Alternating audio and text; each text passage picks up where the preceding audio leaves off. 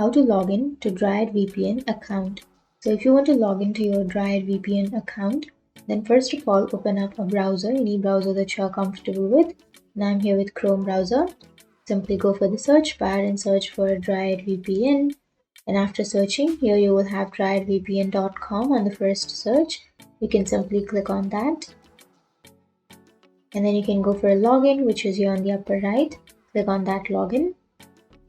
And here on the first blank, you need to enter your username or your email address. So I've entered my username. And then here on the next blank, you need to enter your password. But if you forgot your password, then you can go for forgot your password.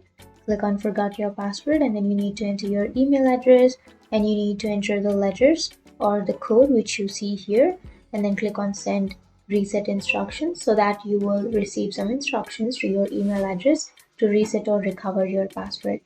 But if you remember your password, then simply go for login and then enter your information and then click on I'm not a robot. Click on login now.